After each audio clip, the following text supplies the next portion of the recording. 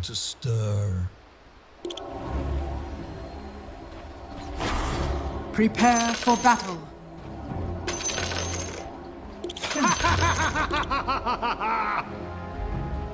Did I miss so many nostalgics? My Allah compares me to Groot.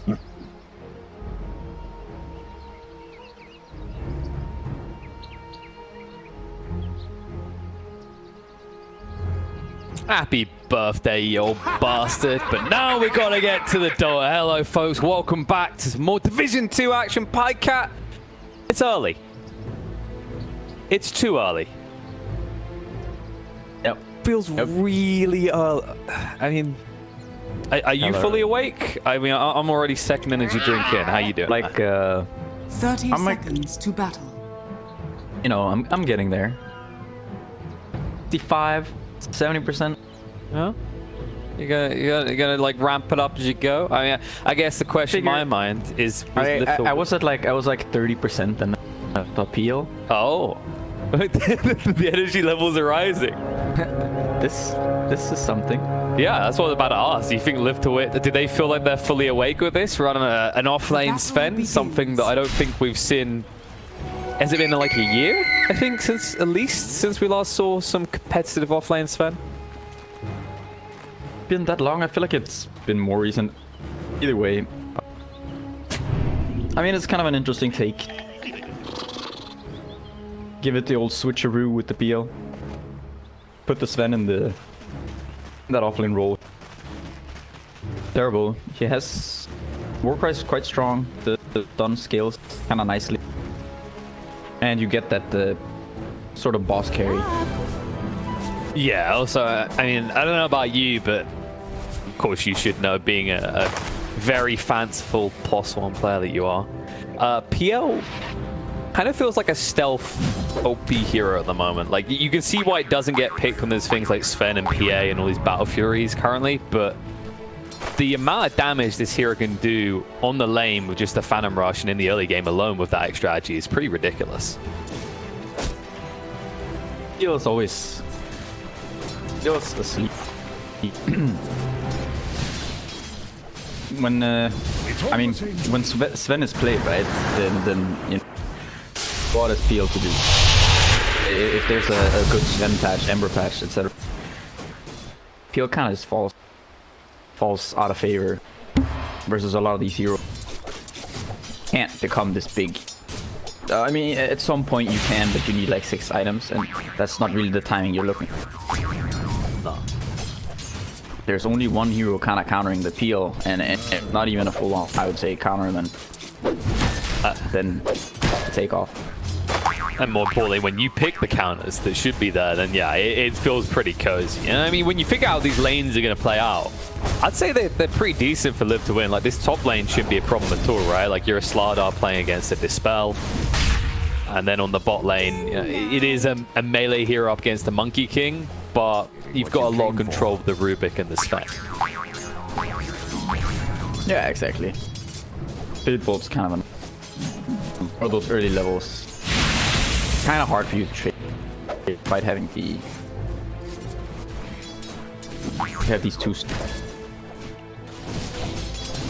And then, of course, there's the mid lane, which should be more or less a resident sleeper, appropriate this early in the day for a gamer. I mean, it's a Morphling and an Invoker. They'll casually hit each other every once in a while and then return to hitting groups. Should be pretty safe. The more levels you get, the more attributes you get, and pump. Favor him. Of course, something to think about in this game is potential rotations, because while, you know, FN will lose out in the CS eventually, he shouldn't die unless there's a good rotation coming in from, say, a clock. Yeah, it's unlikely that. Yeah, sure. You know, with the clockwork rotate, please. It's probably gonna need kind of speed. Which would mean you'd want Vampire to be able to find some sort of kills on this top lane, but it just doesn't seem feasible, right? Like, you know, Slardar, sure, great bully on the lane, but as I mentioned, with that Dispel there, you can't really rely on the Guardian sprint much. Yeah, Sven is doing a really pressuring Laronov. Oh yeah, they're actually pretty even. Laronov, this should be the stage with 2 points in the attribute shift where you can start to out CS the Invoker, right? Yeah, I think once you get this bottle out, that's back up. No. Radiant's Especially, I bottom think, tower like is under starting level attack. 5, I think that's When you really start to ramp up. I mean, to be fair, I do believe that earlier you're kind of winning already, but I think somewhere along the line, I think. And then, of course, you know, at least it should become easier now, considering the panel can't hit on Vampire, the... Ooh, bit of extra hit. Looks like they'll be able to move away. I was just going to say that the panel was hitting on this whole idea. There are some Radiant invokers that are starting to structures are fortified. kind of pivot into the exort, but not FN. He's just full cross wax. Well, I do think that people tend to do, regardless, like the first levels, it seems Twex. And then I think I saw. Was it?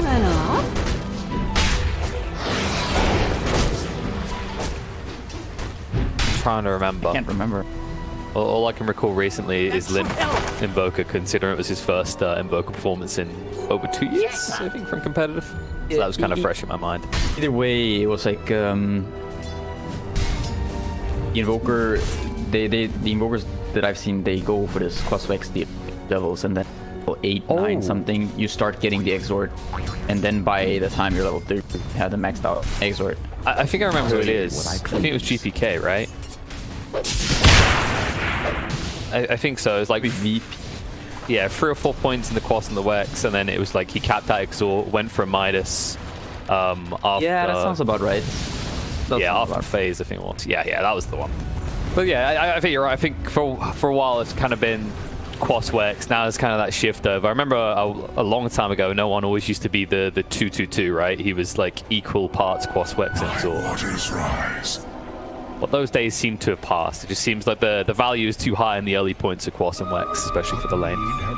Yeah, so level 8 you start leveling Quas exort, and then you just level it up entirely. So go, well, at least the Radiant's courier has been killed. So far, being the Quas Wex really isn't hurting FN. I mean, he's still even with Laronov. At the point where you said the Morphling should definitely start to take off. You felt he should have sooner. FN top. Going in for the kill.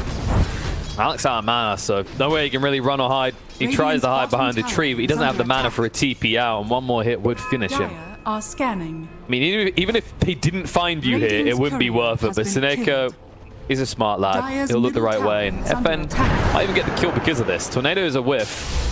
Final hit should be there. A lot of time wasted. Yeah, he wasted a lot of his own time though as Radiant's well. bottom tower is under attack. I am first in everything. Waste some of Invoker's time, but at the same time you're basically just giving more free time for the people. And I think that's kind of, I mean, in a game like this where PL is sort of boss carry, I would say that Light claims another. you want to make sure he doesn't get. Yeah, because while you can argue that Morph got a little bit of space in the mid, it's not really the same. It doesn't equal out in these situations. Like a Morphling with an extra wave at this point in the game, it isn't going to equal to much when you compare it to, like, for example, a quick diffusal time with LTW. Yeah, I'm curious to see where Sonic got the Axe queued up. Axe is not really an answer. There is a lot of question marks that are starting to come into my mind about this mid-morph thing, Cat. We already hit on the CS, and now a rotation picking you off like that, that's a level 1 telekinesis on immersion that you didn't even have to use. Well, talk about that, it looks like they're still finding the top. As they will find Seneko, but 3-man rotation for the Sproinkinator doesn't feel that good. No, not the most valuable kill. Seneko also. Valiant. It's probably like thumbs up. It's a nice. It's feeling nice. I think something very not nice might be about to happen to Kasani with this haste from FN. If he guesses right, is under attack. it looks like they have no way to know, so they'll just go for the tower instead. The God Strength, this won't take too long. The top, they are trying to pressure onto LTW. But this is starting to get a bit awkward because you haven't done an iota of damage to him yet. You're finally separated. Monkey King now jumping in. The stun control is good. With the burst from mine, they do find the pick.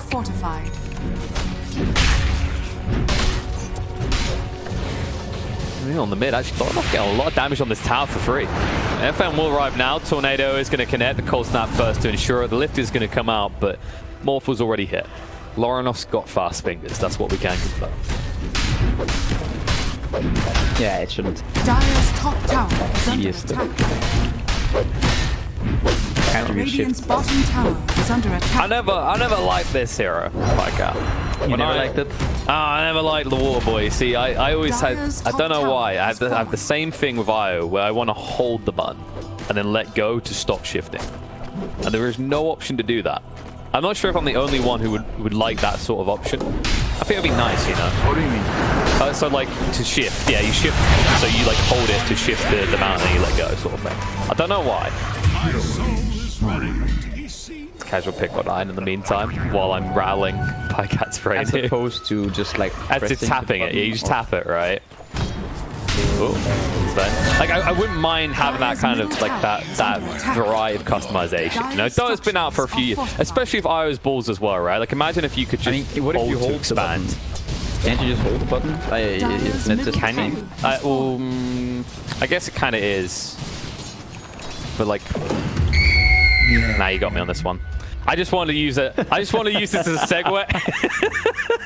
I just want to use the segue to moan about IO's balls, okay? IO is a fair one, right? You know when you expand and contract the balls? Why can't I just hold a button to like choose how much I want to expand or contract them?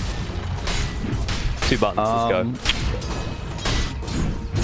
Yeah, I don't know. I'm not an IO player. I don't know. You disappoint me, Pycat. They know that IO is a POS 1 player. You know, TI winning POS 1 player. Or hero rather. Got to square it up. That's those were not guys that I played. You what would you choose? What would be the word to describe you as a POS 1 player? I don't want to. Under attack. I don't know if we're so far into the deep darks of weird POS 1s these days that being a normie POS 1 player might make you a hipster POS 1 player. Being a yeah, maybe. I don't really know. You know, it's a long time ago. It's all in the past. Towards the future, where Pycat is looking to make his return as a formidable chess professional player, ladies and gentlemen. Heard it here first. How many people do you think watch Queen's Gambit and were like, I can play chess, I'm smart, I watched someone win in a TV show? Probably a couple. Immersion.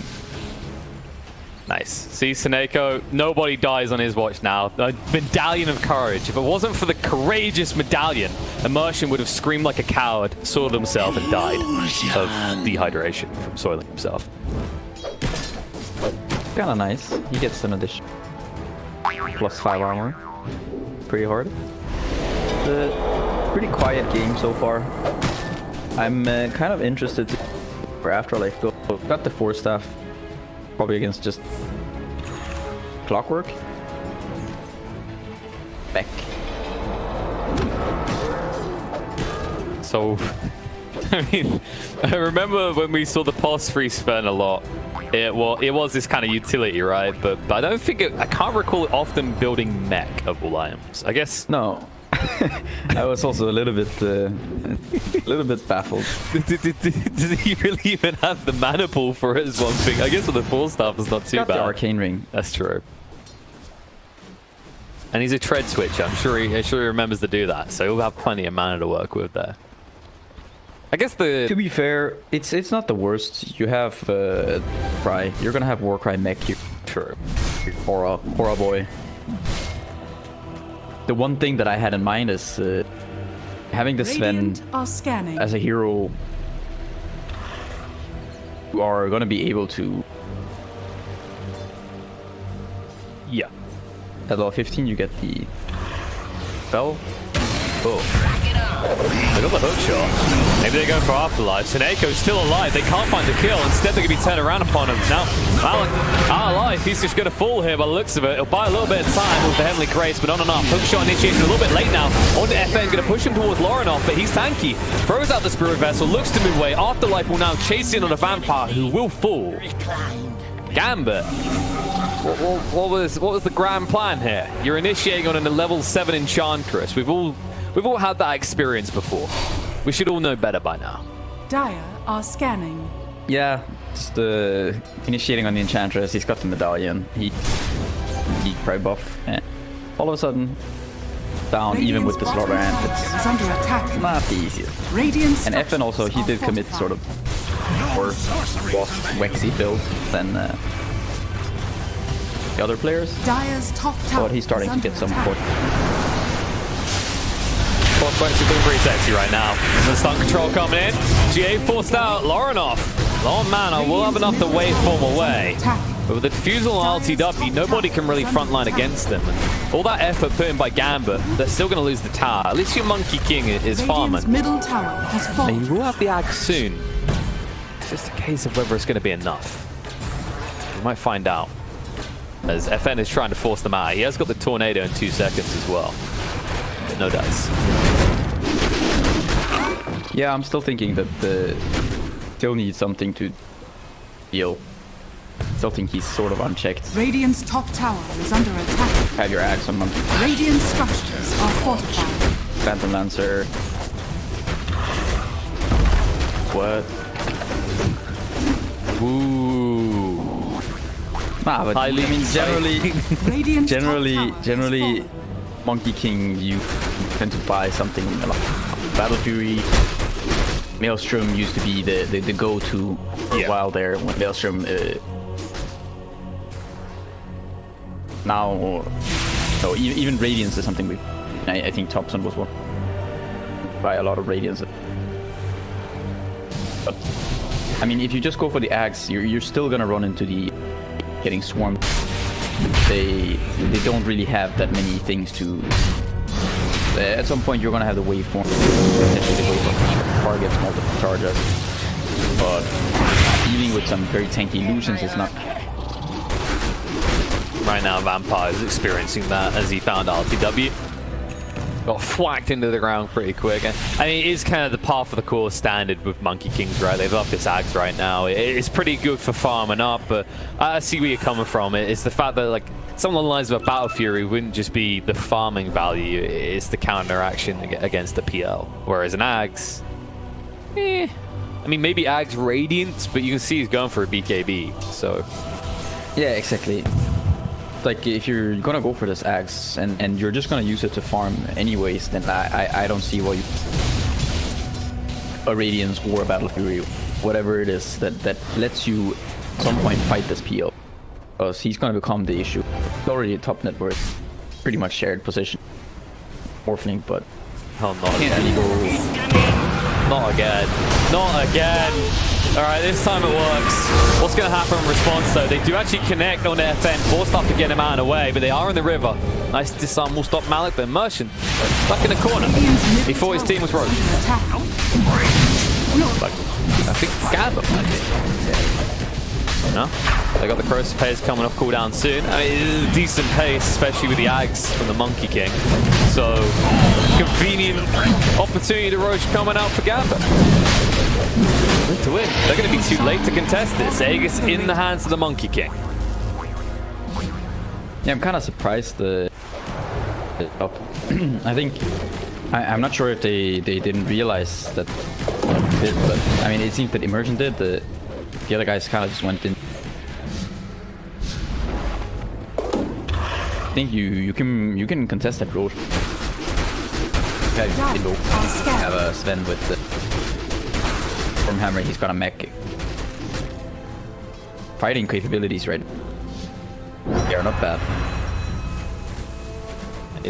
It's definitely going to be a big boom for Gambit. I mean, LiveToWin, it was starting to look like they were getting everything they wanted, but now we actually have a little bit of a wake-up call. Gambit should have the means to start going it.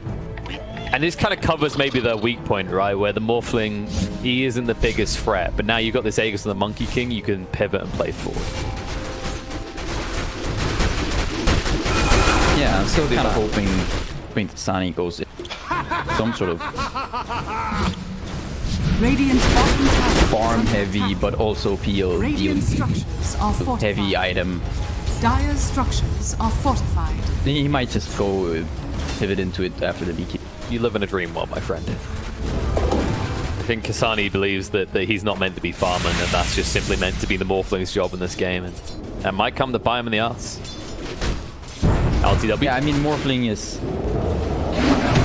Wukongs. Oh no, he jumped out with a rush. He got away. Doppelganger away up towards the high ground. Malik in a lot of trouble, just being fucking prodded at. Will fall. Kasani just stuck playing with himself in his own little play ring here. He has to get out fast. Be able to do so. Hook shot on the other side. Vampire drags the creep wave away. But I think have they got enough time? No. It looks like the tag a little bit too tanky. The throw stun to Kasani. He can't be the target. All that Aegis. PL has got the Doppel on 5. Needs to back up a little bit. They'll force out the GA pretty early here. And they'll be thrown out. Vampire has backstab behind the side of LiveToWin, but they'll just turn and bring him down. The stolen GA going to be used against them now. The jumping Monkey King hit up the Spirit Breath from the stun. It's going to be brought down the once. Lauren off out of mana. They munch through all the mangoes to make sure he can waveform away just in time. But now Kasani with the cold staff on him, he can't even play with his big stick. He's just going to be messed around with. We'll finally get the stun out, but he cannot get the lifesteal up. In the meantime, Ina's going to fall to LTW. Kasani moving away, covered by Malik for the moment. They are hunting. One hit from that sprinkle will get him, and now it's too late. He's just definitely killed himself there. I don't know what the grand plan was. I think he already knew he was dead. No hunting. Malik. Oh, my lord. Hoping for the mischief to somehow magically come back. Well, nothing mischievous about this fight here. LiveToWin just really outplaying Gambit. I mean, it looked like Gambit should just more or less be able to run at them, but I don't know, is this because Lorenox still isn't truly ready? Only having the Manta, or is there something else to this that we're missing? I mean, I don't think that Morphling ever bears up against Under attack. this entire game, unless you put each other. He was just good against Morphling. How the matchup. Radiant's bottom tower has fallen. Monkey King is supposed to be the guy who counters the peel. Although in these fights, it's not just about the peel. I think the way that that Gambit are approaching these fights, I think sending in their slaughter art and immediately just dies. They kind of whiff their monkey ult and their Boundless Strike combo, so they're kind of... I think they have some of the tools to be able to fight them. But maybe they're just overconfident. You can't really afford... No, you just can't afford to miss some of these spells. Oh, speaking of missing a spell. Vampire. The hook shot does not connect with anything. And as a result, not only is he going to die, they're going to lose another tower. The Alacrity Catapult, the God Strength as well. It seems Gambit are running out of buildings to hide behind pretty quickly here. And this might just be high ground, but the Catapult's still alive. Why the hell not? Yeah, you have your Sven ult activated. Got this Dragon skill. Very tanky, offers quite a lot of support. Radiant's middle tower has fallen. Gambit really needs some Dire's support for top their base tower right now. is under attack. It will force LiveToWin away. I mean, they're kind of content with what they got so far, but why wouldn't you be? You know, you've got the true solution, the Phantom Lancer. You're scaling and you're already in the lead. Yeah, I think you can be kind of relaxed in this game. I mean, of course you don't want to, you know, start hitting neutrals or turn off your brain or whatever, but pressure is definitely on Gambit to try to figure out a solution. Are facing this peel and he's stronger, so you're gonna have to come up with some sort of plan how to deal with it. How does one truly turn off their brain? You know, I feel like, right, turn off your brain. Good, right? Some people what I mean? are just born with it. Oh, Kasani. Oh no, brain is off. Brain is off. Immersion. He won't let him get in the trees. The Sunstride's going to come out. He'll throw down the Wukongs. He'll go for the TP away, but the Cold Snap is going to be there to ruin his day.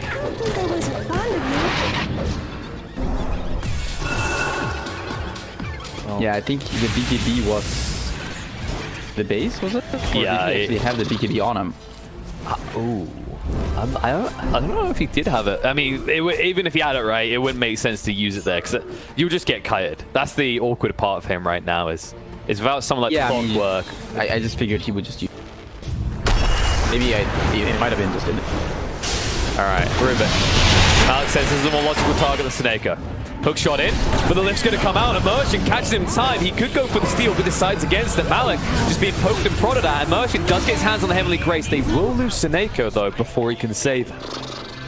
Finally able to find something, but it's only the Enchantress. Gambit, they've got to try and find a way to upgrade this. It's like, it's an RPG experience at the moment. You start with the easiest, and then you work your way towards the raid boss. Yeah, it might buy you enough time to... It's starting somewhere at the same time, right? So kind of not checking this PL, so I don't really know kind of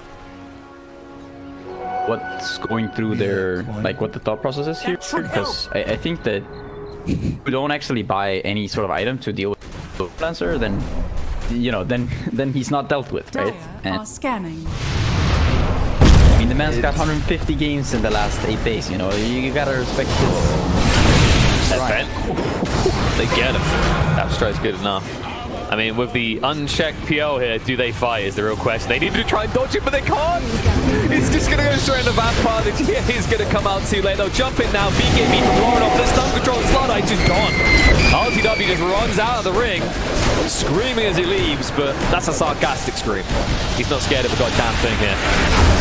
Control on the Monkey King is good. Lift back, forced out the BKB. The Wukongs is running out soon. LTW will let his illusions do the talking as Kasani does the walking. That's going to be running out. They're going to pursue this. Immersion trying to find him here. Not able to get close enough, though. The lift on cooldown, he couldn't stop the Monkey from getting out. But, I mean, these are big BKB charges for Gambit. And they really are still finding no way, as you said, to check that PL. Yeah, I mean, you can see that there's sort of a way to try to deal with this. The Purification does deal a lot of damage to both.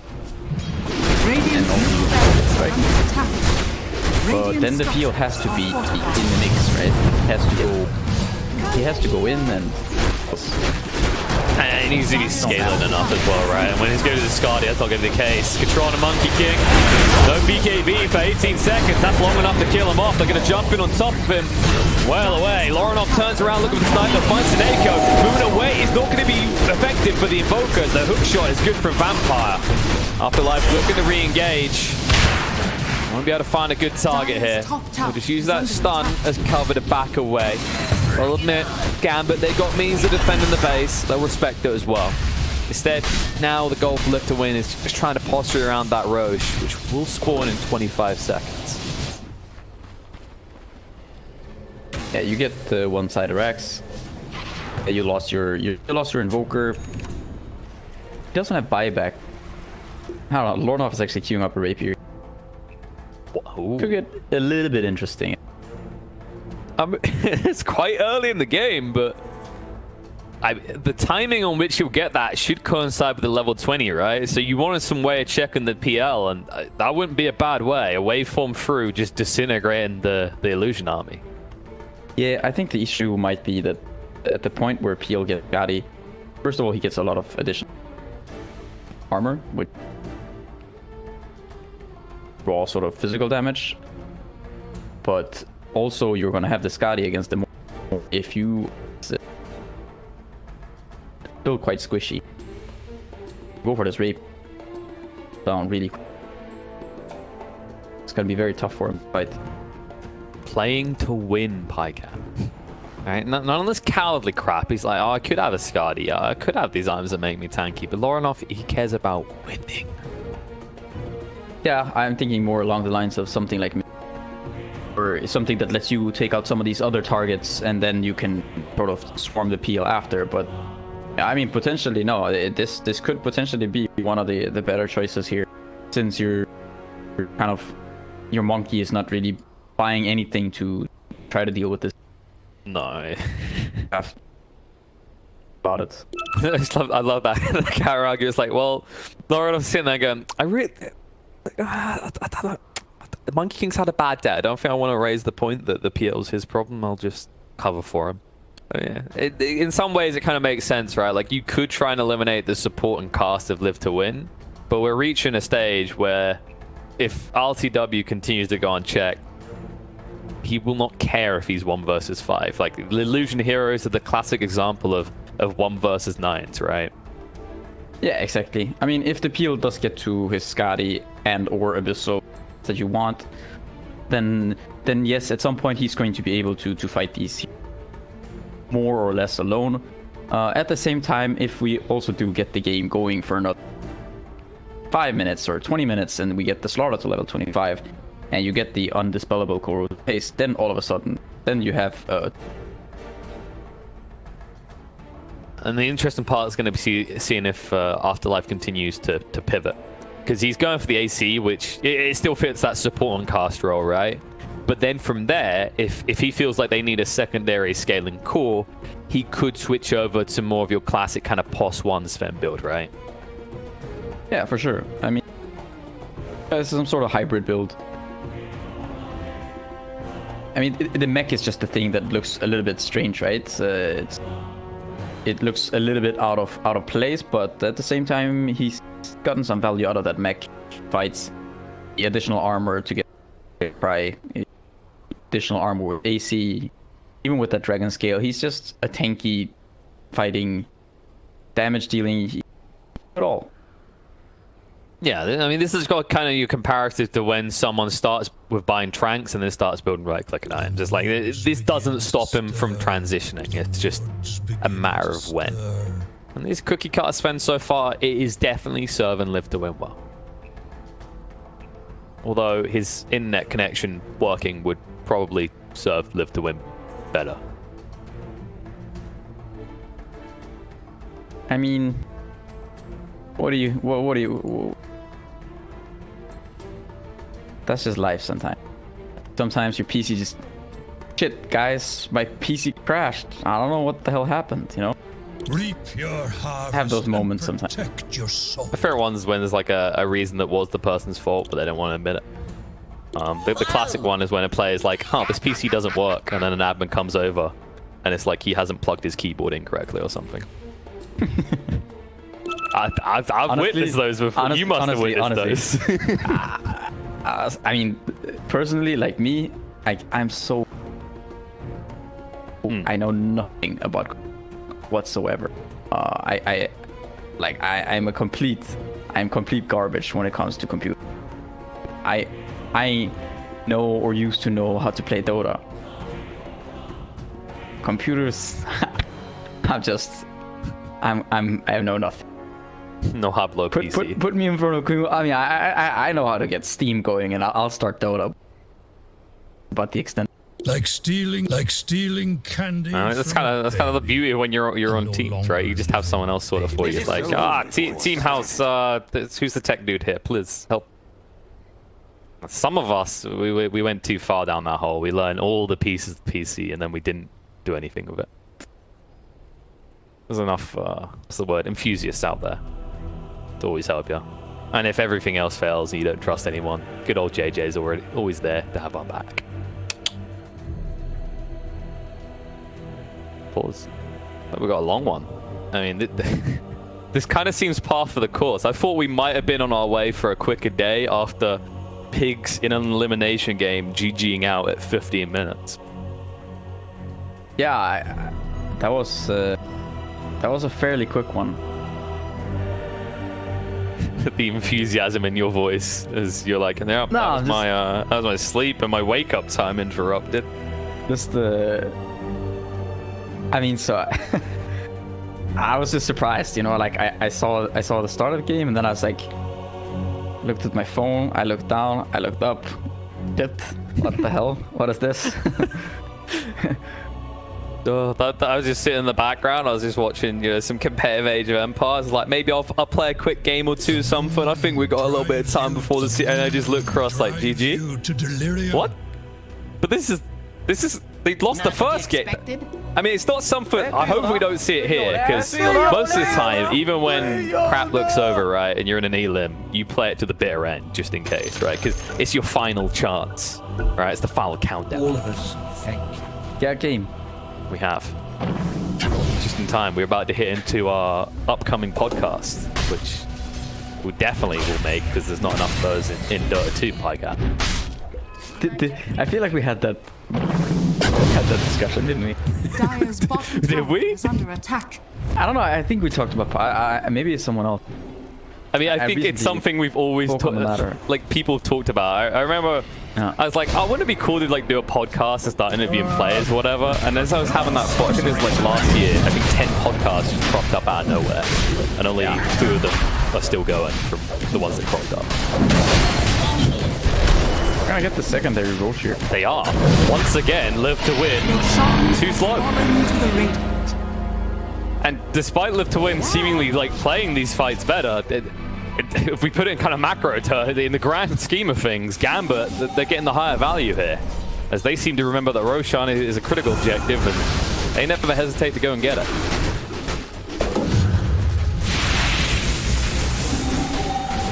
Yeah, and it's gonna be no actual rapier.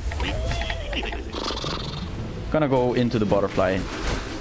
Starting to think that was a tilt rapier, and then everyone's like, calm down, Laurenov. They get him in Aegis, like, okay. All right, I'm calm again, guys. Like, I'll switch to something that might not potentially immediately lose us the game. Yeah, I mean, he's gonna get the butterfly. He can help play at the PL if he wants. Something we've for Morphe. Of course, there's Sven on the enemy team, but it's not really. Hey, he's getting sort there. of play around that Sven, right? You have the double walk to dodge the hammer. But he'll always be hunted by playable. Cat, because he's going towards the Ags next now that the AC is complete, and they're going towards top pit. Oh no! Afterlife looking to move away. Laurenov does switch into the PL, but the force up gets him away. The stun control on the side though. Forced up to try and get emerged out. Double forced up in fact. Gets him up to the high ground. Into safety for the moment. The GA coming out the tornado by some time, but Laurenov even deeper. Will find the Rivet kill. In the meantime, they are going to lose Vampire though. Now Laurenov, out of mana, going to be stunned up. Will give over alive. And they find him the second time. Stuns on Kasani. He's in a lot of trouble right now. BKB has to be activated. Wukong's going to go down. Now they just need to dodge out and move away on the side. FM being chased onto with the BKB active. Laurenov will hit into him and finish him off.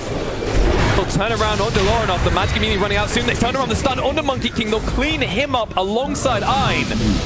There's more than Ein kills happening here. Laurenov at least able to TP away before he potentially gets bashed. But once again, despite giving Roche over, LiveToWin still do exactly that. Yeah, you see the monkey, he uses that ult. Theo, he uses double walk. Doppelganger, called nowadays. Then he's out of the ult. Where are you going? Are essentially getting no value out of this monkey. Or just been hitting creeps.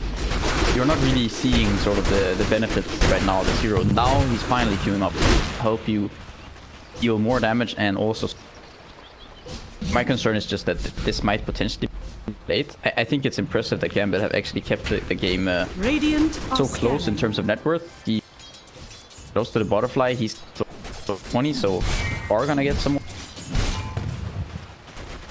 This is when LTW, he's got it finished after he gonna get pretty tough for you. Yeah, and at the same time, you know, you've always got Afterlife closing in on that Ag to have a similar timer to the Mjolnir being ready at this rate. And the concern there is that Afterlife, he could screw the Monkey King enough, especially if you start to get down to these lower BKB durations, right? You're already down to the 8-second mark as the Monkey King. And in they go. Alacrity on the Sven in case he just wants to club into some other than a building, as he does have the God Strength available right now. They don't want to put the Alacrity on the field. Jump side. Vampire. Uh-oh. He thought he could be safe to go and do that. He'll pay a price straight away. Just caught sleeping. And now with Vampire down for 60 seconds. Back in they go. Gold Strength activate. Jump in. Stun control straight away. On to Kasani. Forced out the BKB. He needs a good position for the Wukongs, but he can't get close enough. Afterlife just casually running away. Still have the Force stuff to play with. We'll use it now. Ninku has been activated. Lauren off to the side. A little bit of trouble. Needs to move away. The GA is going to go down, but the stun interrupts Monkey King, and the stun control out for the Sven as he jumps in. Kasani. Beat brought low. Will throw down the Wukongs. He'll try and heal up and sustain, but the damage is way too much. They'll chase him down. Flyback comes out from the slaughter, but the Monkey King is already dead. Afterlife looks like he'll be able to limp away. FN will at least be brought down by Laurenov, but Laurenov now trying for a TP out will not be successful. The lip will be there. Sar's up and out of mana and just gone. I think this game, you know, you were saying how it's close. Gambit, that kind of keep themselves in it. I think we may have just moved past that. I was saying that it's impressive that they kept the net worth it. Well, I wasn't saying that the game was close, okay? That's true. Well, I think Gambit are at least close to done here. Because they're just chasing for more. Yeah, you know, you still have this issue with this here. I thought you would Alright, then cool, GG. I thought you were going to say that they still at least have the Fountain to protect.